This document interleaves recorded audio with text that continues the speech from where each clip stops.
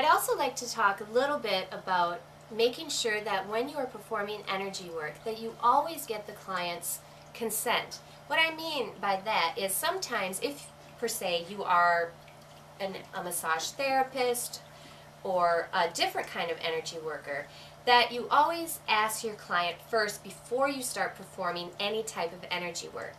Reason being, if you're performing a massage and then all of a sudden you start floating above someone's body or placing your hand in an area for a long period of time without moving, the client may be uncomfortable. So you do want to have that discussion with your client beforehand and ask them if they're open to energy work. They may not know what energy work is, and you'll have to explain it to them. And we talked about different types of energy work in the video. One good way of explaining energy work is just to let the client know that you are going to be placing your hands on certain points of their body or floating your hands above them, dealing with what we call chakra points. And these chakra points represent a connection to physical organs in our body. And we are just cycling the energy flow through our body into theirs, and the energy does what it needs to do. If they need more explanation in that area, you can do more research into the best way to explain that to your client. I also want to talk about the different types of energy work that exist out there. Actually, there are many, and I could not possibly list them all. But as I mentioned earlier, we have Reiki, therapeutic touch, healing touch.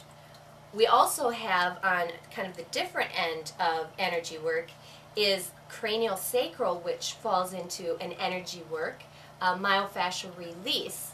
Now these are different types of energy work. With myofascial release and cranial sacral, we are placing our hands directly on somebody's body, and we are kind of manipulating or reacting to movement of fascia, connective tissue, the skull bones, and the spine. So it's a different form of energy work.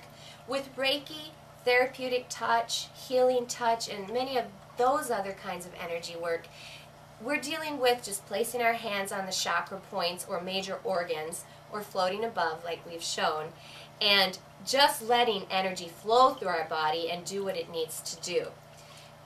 This is a new field for a lot of people.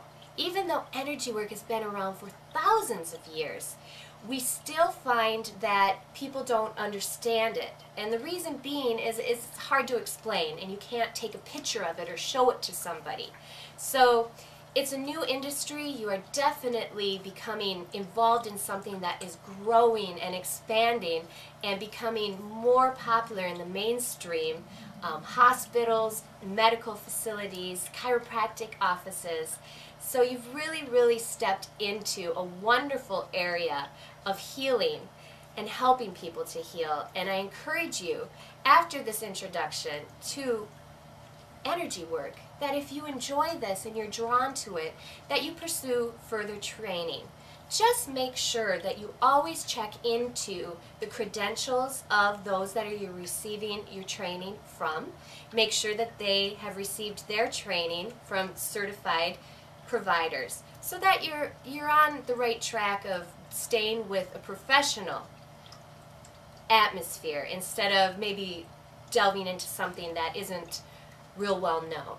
And if you can do that, I think that you will find that energy work can be an amazing addition to any type of massage therapy or physical therapy, doctors, nurses, anyone incorporating it into something they already do, or also just performing energy work as a treatment, as we're showing today. Another area of energy work, not so much energy work, but a place that needs energy workers, would be in hospitals. And I did mention that earlier. Slowly but surely, hospitals are starting to bring energy workers in to, say, perform energy work on cancer patients, people that are going through their chemotherapy. You can actually perform energy work on the patient while they're receiving the chemo. Those patients find it extremely relaxing. It helps them to work through the the frustrations and stresses of dealing with cancer or any type of other illness they may be suffering from. My own personal experience, my father suffered from cancer for over 3 years, and energy work was one of the few things that helped him to relax, helped him to sleep. I would perform energy work on him while he was receiving his chemo, and all the others in the room that may be receiving chemo always were like, "What are you doing?" And they'd want me to come and share that with them too. And there's been many people that have been interviewed saying it was so wonderful to receive the energy work while they're receiving the chemo that they were almost looking forward to their next chemo treatment. So it helps them to be able to deal with something they have to become better and to feel more calm and more relaxed in that experience. So I encourage you to delve deeper into the study of energy work and to enjoy the process of helping others to help heal themselves.